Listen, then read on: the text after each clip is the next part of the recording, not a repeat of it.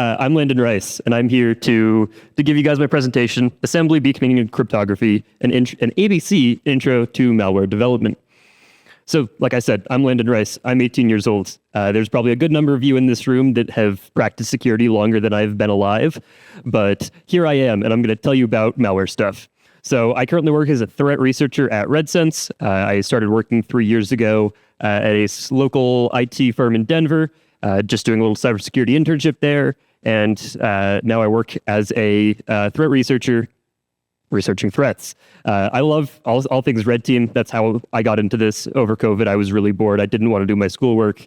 So I started getting some recommended YouTube videos from John Hammond and the likes. So that was my descent into madness. And yeah, I'm an offensive and physical security nerd guy. I eat, sleep, drink, and breathe this stuff. So what is this? For the next hour, this is going to be a very fast-paced stream of consciousness about all sorts of malware development related things. It's going to be varying skill levels. We're going through the alphabet letter by letter. So there's not a good skill progression. It's not like we're going easy to hard. This is going to be all over the place. So one time you're going to see a slide, you'll understand all of it. And the next one, you've never heard of half the words on there. But last one, used for ethical red teams. This is for pen testers, all sorts of stuff. Don't start your underground malware mafia. That being said, I think we're ready to go on to A. A is for assembly. So assembly is the lowest level human readable code that is very, very, very, very close to what the CPU actually executes on the hardware. The zeros and ones, the on and offs of the transistors, they're switching on and off to actually execute your machine code. So here we have a little C program, basic hello world, customized exactly for you guys. On the left is the C, which is the high level. This is when you know you've gone too far, is when you start calling C a high level language. But over here on the right, we have the assembly code of it, which is basically you have your registers and you're moving data in between them. B is for beaconing. Beaconing is a general term for the communications between the infected device and the server. So if you get popped, you got a shell. All that network communication is referred to as beaconing. It comes from Cobalt Strike's beacon. C is for cryptography.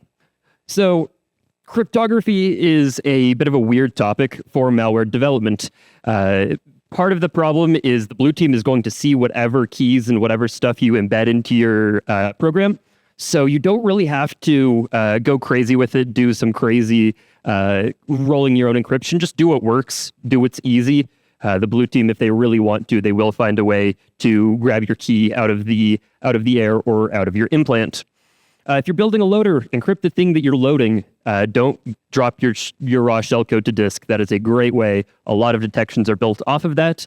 And nowadays, there are starting to be some detections based off of entropy, of being able to detect that encrypted payloads are a little bit more random than normal data.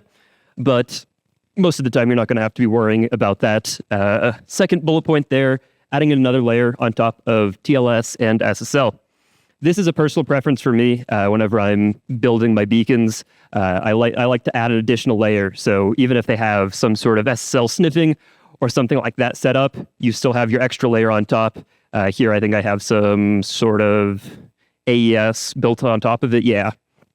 Of being able to encrypt it over the network. Like I said, don't go crazy. If the blue team really wants to, they're going to do it and decrypt your data.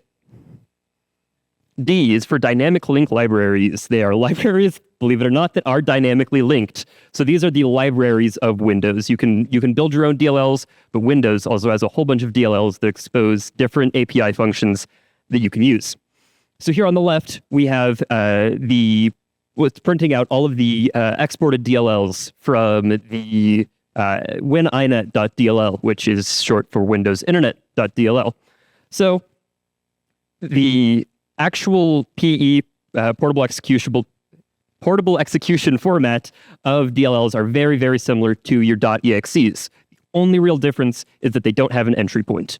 So you can give it your own entry point. If you use run DLL32, you can call run DLL32 your DLL and just run any function that you want, provided that the DLL is built for it. And that is a great way to get past a lot of detections. A lot of the cheaper antiviruses out there really focus on the EXEs and don't look quite as much as at the DLLs. E is for event tracing for Windows. Event tracing for Windows, short for ETW, is something that Windows built into their operating system to get native data collection and behavioral detection. ETW is used for anti-malware, it's used for logging, it's used for crashes, crash reporting logs, all that sorts of stuff. So they have this intelligence stream is what they call it, and it's a producer and consumer architecture. So you can create your own producer or you can create your own consumer. Windows has ETW-TI, which is built into the kernel, and you cannot tamper with it normally from user space. So this is a pretty solid detection method that a lot of the bigger vendors work off of, is these ETW callbacks. So over here we can see we have a good list of stuff. We have like writing local process memory, reading process memory, all that sorts of stuff. ETW is built into Windows to help you get detected. F is for fibers. Fibers are a very niche, weird Windows topic that they publicly admitted that they regret adding it into Windows. But people were trying to roll their own. They were trying to make their own multi-threaded programs, and it was introducing a whole bunch of bugs and giving Windows a bad rep. So they just added their own little fibers thing to go on top of the Windows Threads API, and that was some creative naming on their part. But these are really good. If you do any of the public research, if you take a look at it, a lot of it is already pretty well detected, but you can dig into it a little bit more. Like it says over here, using fibers is not a good idea for legitimate uses because they're invisible to the kernel. There's no way to subscribe through ETW or kernel callbacks or anything to be able to notify based off of a fiber creation. It's kind of like a thread, kind of like not a thread. Very weird, and I can see why they regretted adding it. G is for Ghidra. You better reverse engineer what you write. I have a couple of slides in here about reverse engineering. This is the other half of malware development, is actually getting your payload or whatever to disk, seeing what it does, seeing how it acts, seeing what possible indicators of compromise there are.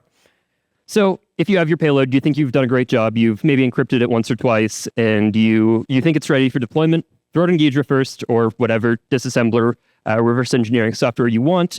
Here on the left, I have, I believe, an ink ransom payload. Don't be like these guys and leave debug notes about what your malware does inside of the malware. That makes it very easy to reverse engineer. So just don't have it put out to console or anything like that. But you get to see what the blue team sees. If they get a extract from memory or something like that, they will see these same assembly instructions. They luckily, if you're doing a compiled language, they won't be able to see all of your high-level C code. They'll see all of these weird assembly instructions, moving data from registers, adding them, doing all sorts of operations. And that is really good. If you get bored of becoming a red teamer one day, you can hop into reverse engineering and you'll have a great head start against most other people, because you've spent half of your time writing stuff, but also understanding how it works, why it works, and how to detect it. Hooking. Hooking is the safer version of behavioral detection that is built into Windows. I have this great, totally real Sun Tzu quote: "Any sufficiently advanced EDR is indistinguishable from a rootkit." That's basically it. So way back when, Windows, before they were more mature at least, as a security model, they allowed users to hook into the kernel. So they were able to hook directly into the Windows kernel, write memory there, go back and forth, and that ended with a lot of blue screens. So they decided they're going to implement a kernel patch protection, preventing you from actually hooking any kernel-based functions. So to get around that, we now have our beloved Userland hooking. So say your malware is over here calling virtual alloc. It wants some virtual memory from the kernel. It's going to call that virtual alloc function. It's going to jump through a couple of different DLLs before it does that. It's going to go through, I believe, kernel32.dll, user32.dll, some others, and it's eventually going to hit NTDLL.dll. I don't know why they didn't just call it nt.dll, but that's up to them, not me. Oh, we're going the wrong way. All right. So your intended behavior, you pass it through there. But on hooked behavior, your malware is going to call virtual alloc, and it's going to make it all the way down to NTDLL. And right before it goes to the actual kernel to do its memory allocations and stuff like that, it's going to have a hook installed. And that hook is going to pass it over to the EDR or the rootkit if you're that way. It is going to pass it over and say, hey, let's keep an eye on this guy, see if he's doing anything super malicious. It'll add to the reputation of your binary depending on how often it gets hooked and things like that. I is for the import address table.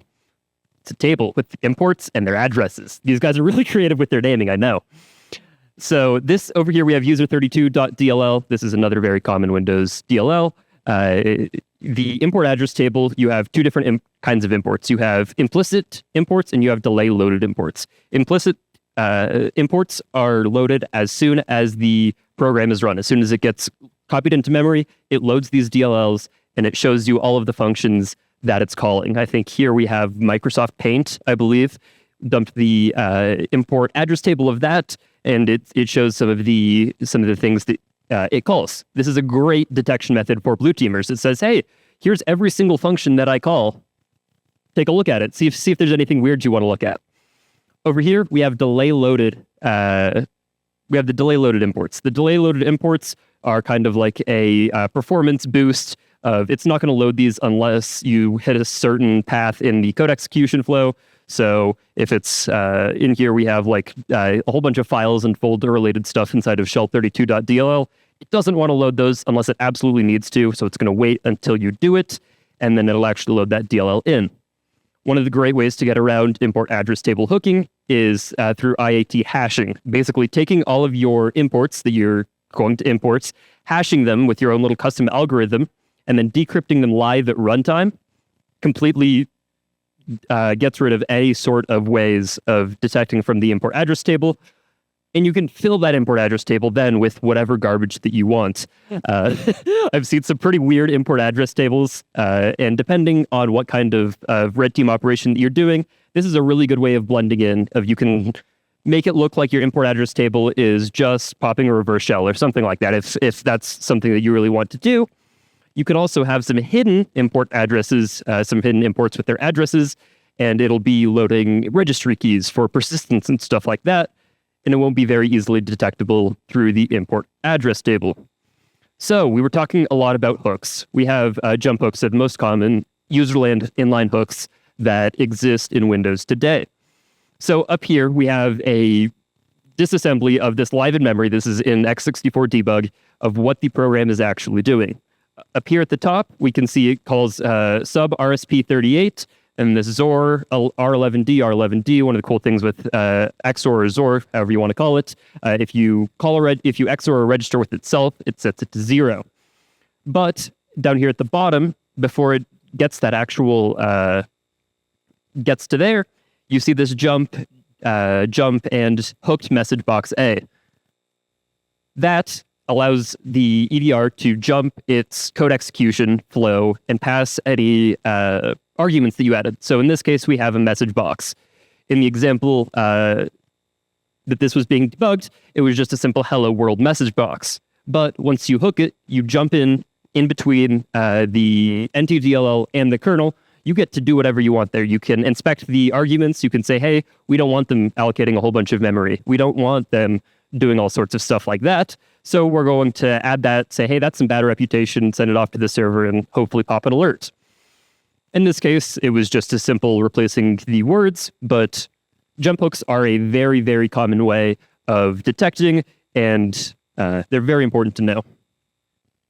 So the kernel. I've talked a lot about the kernel. The kernel is kind of a weird idea. You could do a lot of really cool things in the kernel. So you can like start hooking things and, oh. Anyways, so the kernel. Don't tell CrowdStrike about this, but this is the Windows kernel. Had to get the obligatory CrowdStrike dunk in there.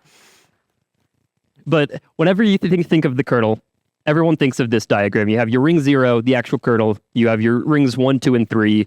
And this is really just, no, almost blue screened again. This is just not a good way of thinking of the kernel. Yes, the CPU does have room for these 4 different rings of execution, but they only utilize 2. They only utilize rings 0 and 3. This is what the kernel actually looks like for Windows. And, oh, excuse me. This brown line is the jump. Up top, we have user space. Below, we have kernel space. So you have all of your different programs, your notepads, your task managers, all of your Windows subsystems, any programs, any built-in Windows things. All of them live inside of user space. Everything that you normally interact with lives inside of user space. Even if you're jumping into administrator mode, everything is still in user space. NTDLL, we're going to talk about that in just a minute. That is the main way of transferring all of your stuff from Windows user space into the kernel. The kernel is completely closed source. Everything we know about the kernel has been through reverse engineering, and that does not make it fun for defenders and attackers alike that are trying to deal with it. So you have your program, you have Notepad up here, it wants to allocate some memory. It calls through a couple of different DLLs, and it eventually hits NTDLL, which is the final potty break before we get into the kernel mode. Then the kernel mode has the SSDT, or the System Service Dispatch Table, which is its kind of own internal NTDLL that resolves it to the actual kernel functions inside of NTOS kernel.exe. From there, it has all of its different interfaces, file systems, threads, virtual memory, all that sort of stuff. Finally, after you go through all of those rings, it actually calls code in the kernel that allocates your memory.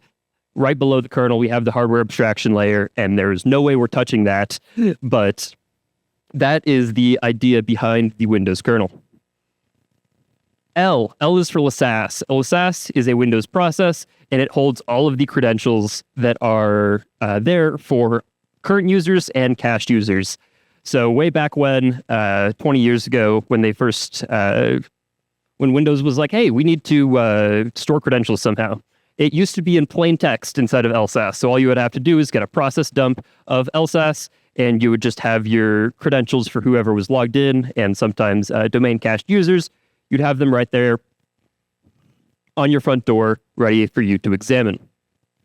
That has since not been the case, but Mimikatz was the tool to do that way back when, and it is the de facto standard for people who are learning how to pen test, learning how to do red teams.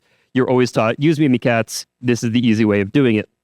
Since then, Windows has cracked down a lot on credential theft inside of Windows. Now you have things like PPL, which are protected processes. Of only certain processes can access different tiers of other processes' memories. It's very strange, but Mimikatz uses this mini dump write dump API, which is dumping just all of the process memory onto disk. That is very easily detected. Everyone can see if you're opening up a handle into LSASS. Not a good way to do it anymore. These days, we have about 17,000 different alternatives for credential dumping techniques, and they have varying levels of success depending on LSA protection, depending on the PPL protection that I was talking about before. There are a lot of ways to dump credentials. The best way of doing it, in my experience, is with drivers, and we're going to touch on drivers at the end. These are bits of code that do get to run in kernel mode, but if you're down there, if you're at the same level as the EDR, you have very good chances of evading the EDR, of blinding the EDR from actually accessing all of your tools and everything that you have done there. Another cool idea for credential dumping, I've never done it myself, is forensics tools. If you have forensics tools that will just dump the entire process memory. I had a guy once tell me he had a Windows server that was 64 gigs of memory, and he just loaded up, I think it was Velociraptor, onto the program. Obviously, the EDR does not want to detect legitimate forensics tools because that would get in the way of a lot of investigations. So we just loaded that up on there, dumped all 64 gigs of the memory, and then manually combed through the dump to get his credentials out for the pen test. Cool. Minifilters. We're doing good on time here. So Minifilters. These are small mini filters for allowing third-party vendors to access file system and I/O monitoring. So one of the cool things about these, as opposed to drivers, you can load them dynamically. You don't have to do a full system reboot to be able to get them in, to get them working to their full potential. You could just load them up, call this FLT load filter, and you have access to all of the IO sorts of calls. There are a decent number of antiviruses, not as many EDRs are doing it anymore, that load in their own mini filters in here that they want to see whenever something's being written to disk or being read from disk. This is a very nice, easy way that Windows has built in for them to be able to do that. There was a cool research paper, I'll mention it at the end, of someone was able to completely blind EDRs based off of mini filters by just loading their filter before it. And the idea of a filter is you have different layers. So you have your 50,000 events that happen here at the top. It goes down to this next one. It goes to bind FLT. And bind FLT gets to decide where all of the next things go. So bind FLT is say, hey, we're going to throw a couple thousand of these out, and we're going to send the rest down to UCPD. We're going to take those, UCPD, filters it out, sends the next ones down the chain. So if you say you have your malicious filter here, which is not the case, but this store QoS FLT, if you have your mini filter there, you could say, hey, I don't want anyone else beneath me seeing what's going on. Mini filters are great. They have a lot of good legitimate uses for like backups. So if obviously backup vendors want to see, hey, when is a file being written to disk? When is it being edited? There we go. This is the native way to do it for Windows. But obviously you can't abuse this. You can get your malicious filter in there saying, hey, I'm just going to eat it all up. I'm not going to give WD filter, Windows Defender's filter. We're not going to give them access to any of our malware-related logs. So we're about halfway done. I've been talking really fast. We're going to take like a 2-minute water break. And if you have any questions about this first half, just let me know, and I will get to you after my water break.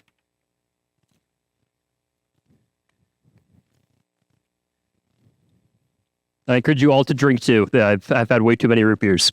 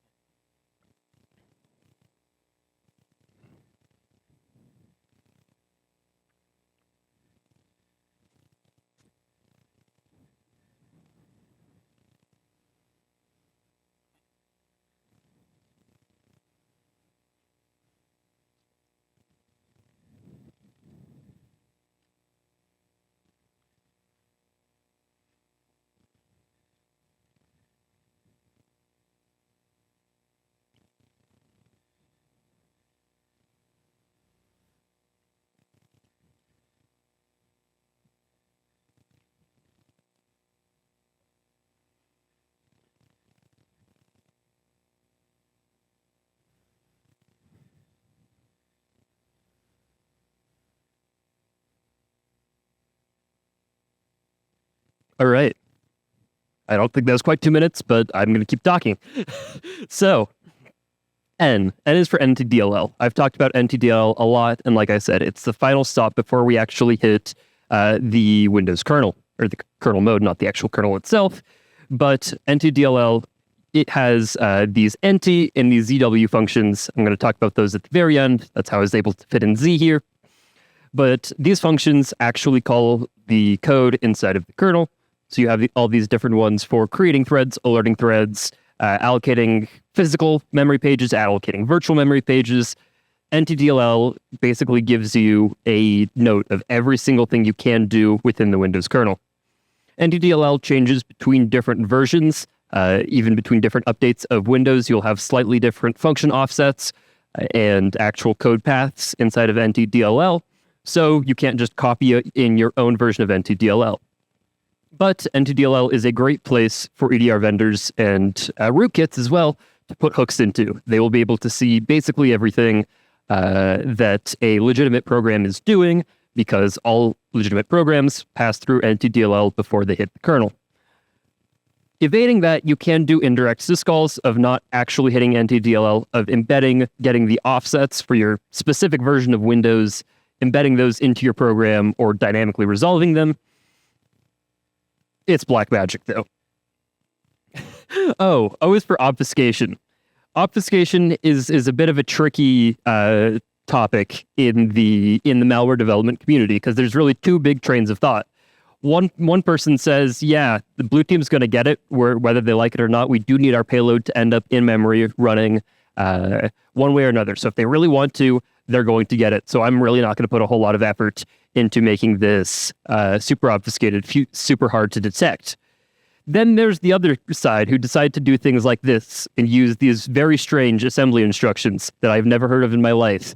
I was going through malware samples trying to find some good examples of this.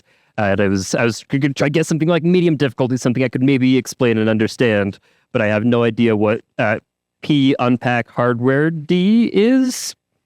No idea. This is not something a lot of legitimate programs use.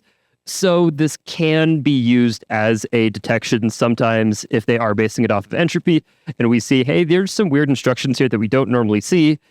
It's not very good, though. A lot of low-level performance-based programs will use these weird low-level assembly instructions.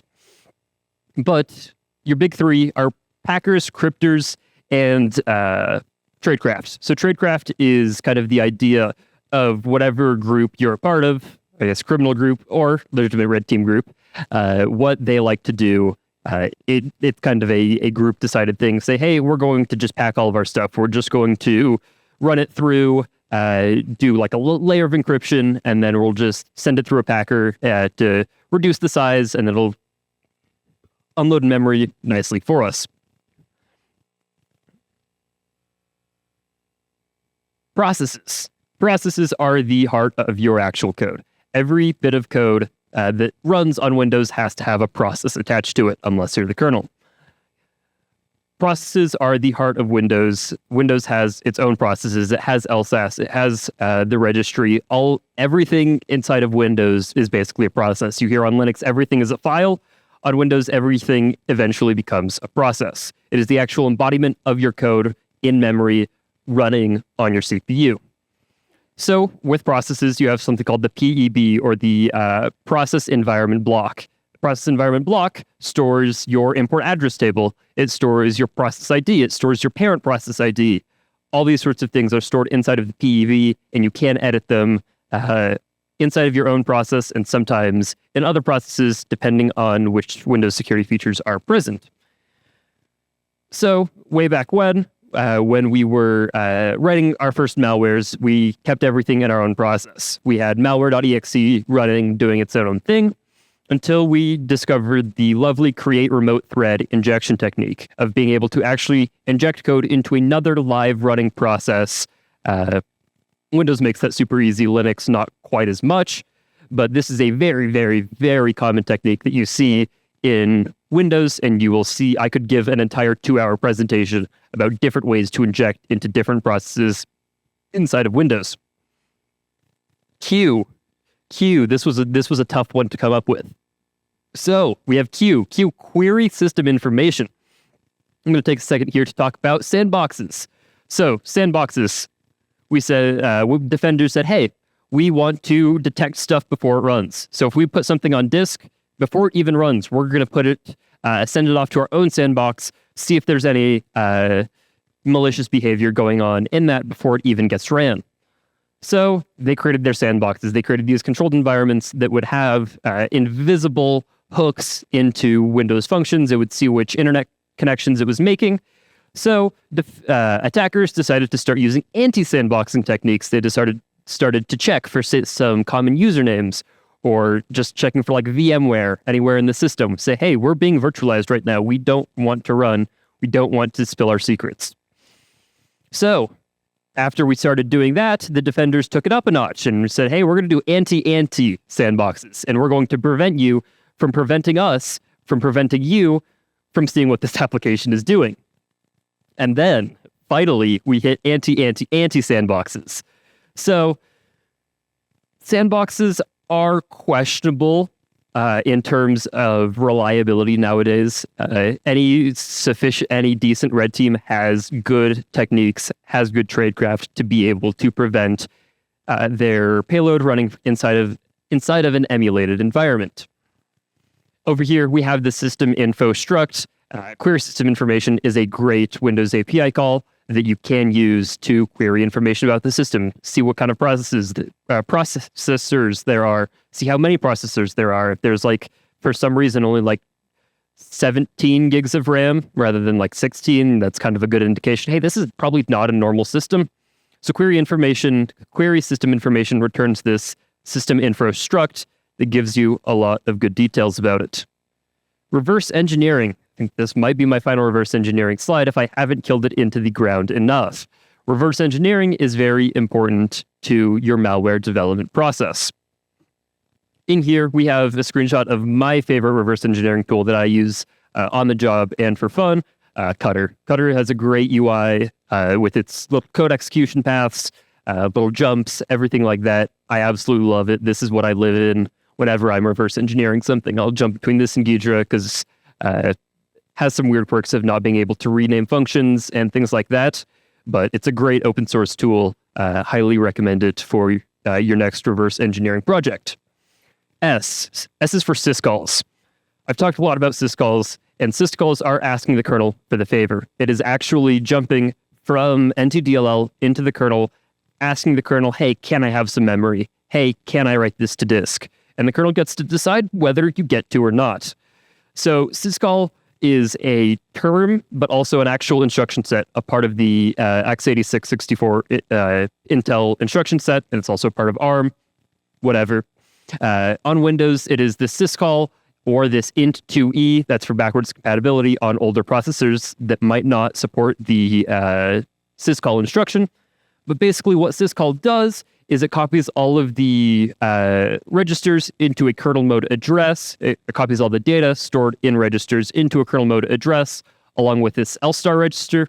And this is a built-in feature for the CPU to actually jump into this more protected ring 0 level of execution, not allowing things from ring 3 to be able to actually call in, reach into it. So how this kind of works at the CPU level, like I said, syscall is an interrupt. It says, hey, pause. We need a pause here.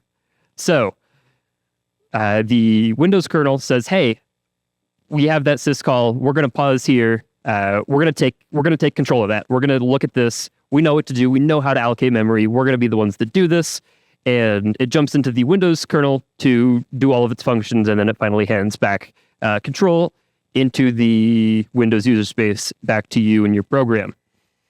T is for threads. Threads are the smaller version of processes that allow programs to run really fast. If we didn't have threads, we wouldn't have most modern games. This is the crazy workaround that CPU designers and OS developers have decided to let us run multiple things at the same time. So threads, just like processes, each process has a thread, and you have your main thread. So you have your main thread. It runs, if you don't do any other weird threading stuff, it just runs its own thread. It's a common misconception. A lot of people say, hey, it's my process that's actually doing it. The thread is what's actually executing the code. I think I actually might have said that earlier, that the process was executing the code, but the thread is executing the code. Just like the process, the thread has its own environment block. It has its own TEB that keeps its thread address, that keeps its start address here. And threads are another way to inject inject memory into processes, because processes have their own threads. And like the most common basic Windows injection technique of create remote thread creates a thread into a remote process ID. U is for Userland. It's everything above that brown box, or above that brown line. This is the safe space of malware development. This is relatively well documented. NTDLL, not quite as much, but everything else is relatively well documented for writing your implants, for putting hooking methods into there. But the problem with that is everyone in Userland has the same level of control. So your program and, say, an EDR sensor that's running with Userland permissions both have the same amount of control over what's actually going on in your program. So Userland hooks, since they're actually writing our process memory, we can say, hey, I want my process memory back. And it allows us to write right back over those jump hooks that we were talking about earlier. Yeah, that's the Windows Userland. V is for vulnerable drivers. Said we were going to talk on this. This is something we're seeing a lot more in ransomware campaigns, of rather than having to get cloud credentials into a Sentinel-1 instance or something like that, they're just going to use an EDR killer. So here we have Zamana. This is the most common antivirus. Yeah, it's an antivirus for your antiviruses to kill your antiviruses. A lot of antiviruses involved there. But this is an anti-malware product that kind of sparked the big EDR killing madness that we have now today. They had a vulnerability in their software where anyone could register and kill any process that they wanted to. So as a attacker that's trying to attack this, all you just need is a little bit of code, runs, it can talk to the EDR inside of kernel mode and say, hey, can you kill all the EDR processes for me? And Zamana's like, cool, no questions asked. I'd love to do that. And if you kill it enough, it is completely blinded. It is completely dead.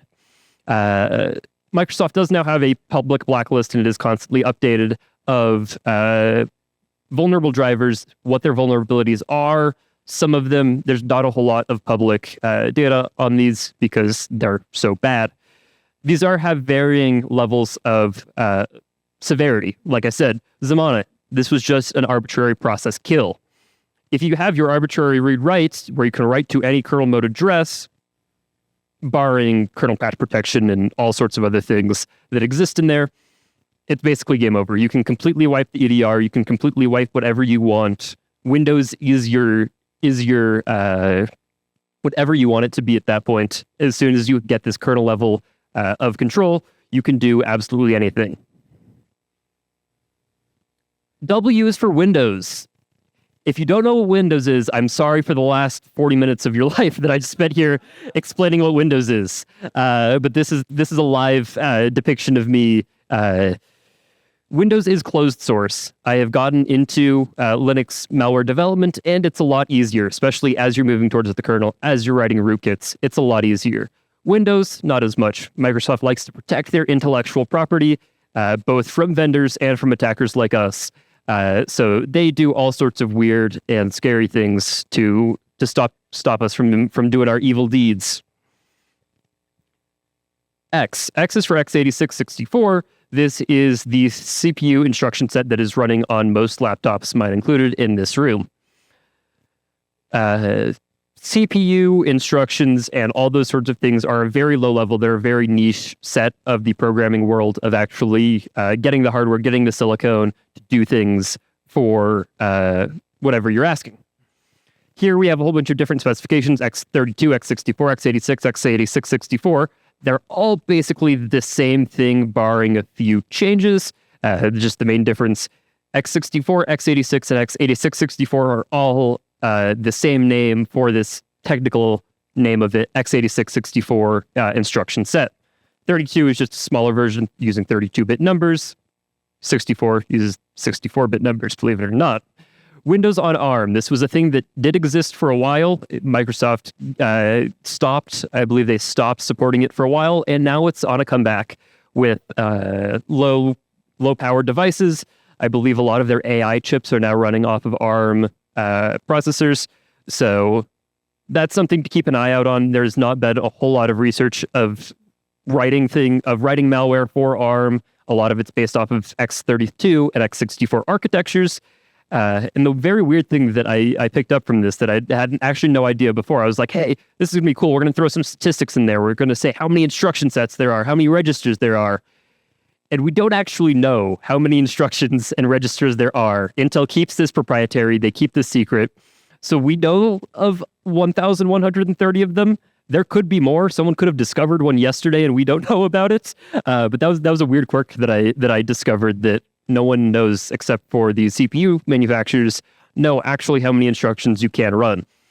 Out of those 1,130, you don't actually need to know all 1,130 of them. These are just a couple of the most common ones that I threw up here. We got move, add, XOR, return, jump, jump not equal, test, syscall, and compare, decrement, int3, which is your software breakpoints, LEA, which is load effective address, NOP, which is no operation, just do nothing, or pop, pop and push are stack, instructions, allowing you to push things on and off of the stack. And then XCHG, or exchange, exchanges data between two registers. Y is for YARA. If you're a blue teamer, you're very familiar with YARA. You are a big fan of YARA. If you're a threat hunter, you love YARA. You put your YARA rules and you send them all over your network. And this is a very good way to get detections. YARA stands for yet another recursive acronym. Stealing from the wine is not an emulator group. But YARA has created a very interesting dynamic for attackers in the last couple of years as it's become more prominent. There used to be just byte recognitions of, say, hey, we know this banking Trojan uses this specific set of bytes in a row, and we'll be able to detect it from there. But people have gotten a lot trickier with YARA rules these days. There are YARA rules out there that detect the constants for RSA and AES, and it will be able to alert. Even if you've done everything else right, it will be able to detect those numbers in there and throw an alert and say, hey, they're using RSA encryption, even if you've encrypted your import address table, even if you've gone through all of the work of doing all that, YARA can still screw you over. So with that, I like to say, keep it small, stupid. Keep your main implant as small and as malleable as possible, and then add additional things that can be loaded onto your main implant. YARA, if you get your hands on one payload, you can write a pretty good sample, YARA rule. If you get your hands on two payloads, it's a lot better. So keep your payloads small, keep them moving. Don't use the same payload, even if it's the same C2. Just recompile it, change up some hard-coded variables. It will change the hash. It will change, depending on how you've written your program, if you have some weird polymorphic stuff, it can change these byte patterns that are very easily recognizable from YARA. Z. Finally, we get to Z, and that's the ZW and NT functions. These are the functions, like I said, that within NTDLL actually talk to the kernel. So they're exposed via NTDLL. Both Userland and kernel mode can call these, so there are some weird instances where the kernel will jump right back up into NTDLL and then jump right back down if it really wants to. You have a little bit of difference between these two, though. When we were going over the NTDLL, we saw we had those NT functions and we had the ZW functions. The NT functions are designed for both users, or both for Userland programs and for kernel mode to call these. Yes. So I just lost my train of thought. We're going to start that over. Userland can call just NT functions. These are exclusively for the user space. Kernel, on the other hand, can call these ZW. And if you're curious how Microsoft came up with ZW, what's the acronym? Like NT is short for Windows Technology. When they started coming up with more modern versions of Windows, past 95, past 98, they got Windows NT, and you see NT in a lot of places now. It stands for New Technology. You see it in NTDLL. ZW, they were not quite as creative with their naming on. So if you ask them, they say, we don't know either. We just came up with ZW to prevent any future conflicts with any other acronyms that they thought. ZW was the least likely to be seen in the future. But the kernel can call both NT and ZW functions. The difference between the two, they're basically the same, except the NT functions have some checks before they actually execute it in the kernel. Well, as ZW, you can only call from kernel mode, which means it's trusted. It doesn't have to check the stack to make sure that it's legitimate, that it's not being spoofed, that there's no weird instructions inside of there. And yeah, that's about all I have. This is my scuffed sources page of all these different groups and people that I took all this information from. And there's a lot more inside of it.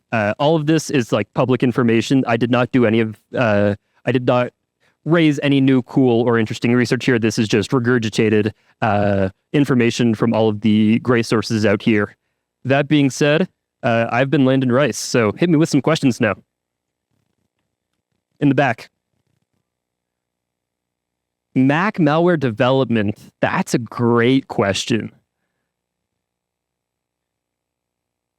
I do not think about Mac malware development a lot, so I'm not quite sure what my thoughts are on it. What do you want to know about my thoughts on it? Like, yes, people do it.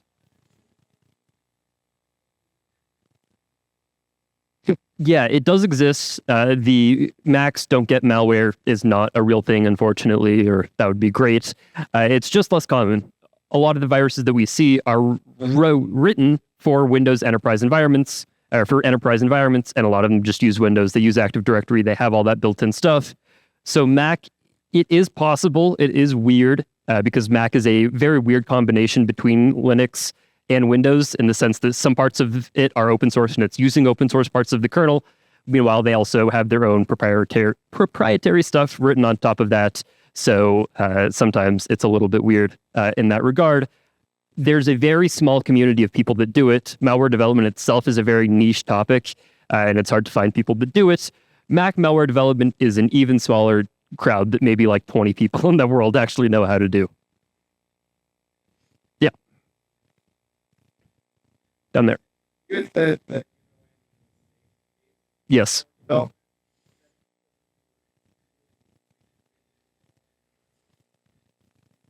It's easier to do. It's more well documented. The question was like, I said, Userland is the safe. It's the better option.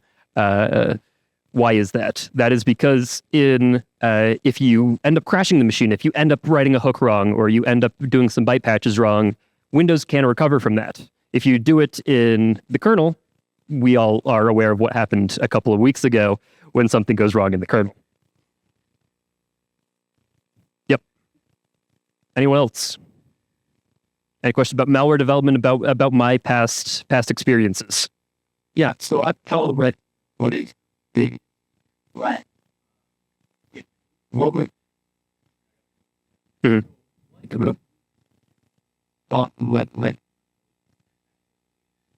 letter the That's a great question. Having a good team working behind the alerts. If you have an EDR, if you have something just out of the box CrowdStrike and you just use CrowdStrike, you just use Sentinel-1, I can get around that pretty easily.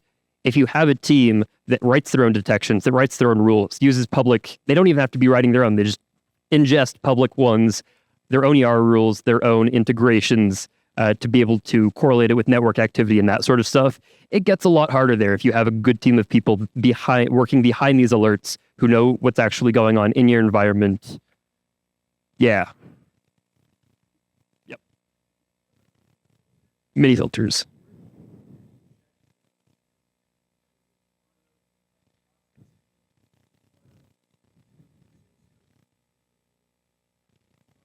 Yeah. So I'm actually not 100% sure on that. I've not worked with minifilters a lot, but you load them dynamically, and I do believe they exist in kernel space once you load them, but they don't have kernel level permissions. You can just load them using that FLT load driver call that I was talking about earlier, and you can unload them also from there. Does that answer your question? Yeah, cool. Anyone else?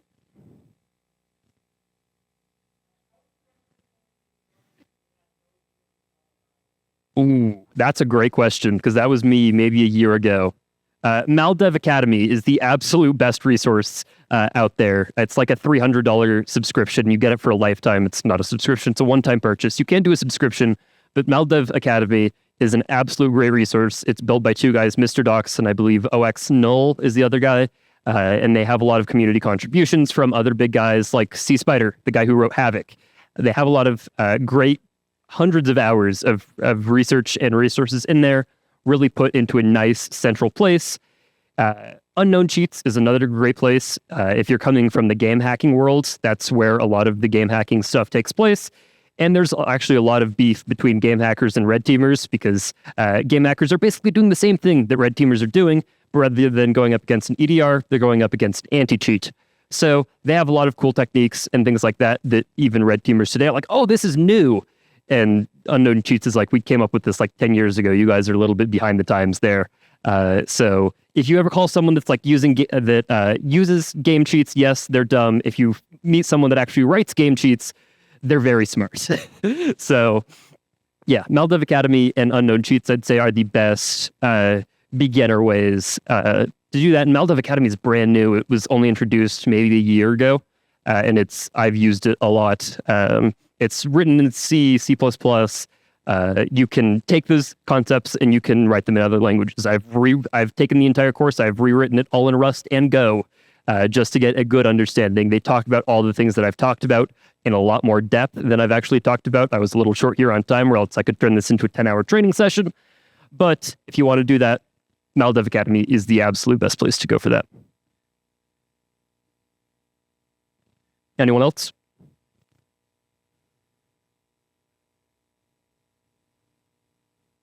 Oh, I don't think so.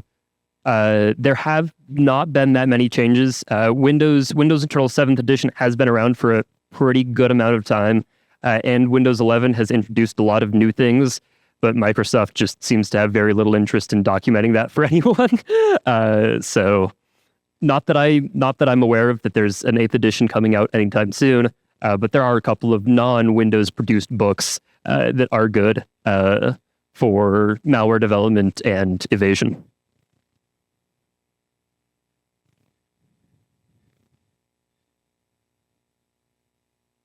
Anyone else? All right, thank you. I've been Landon Rice.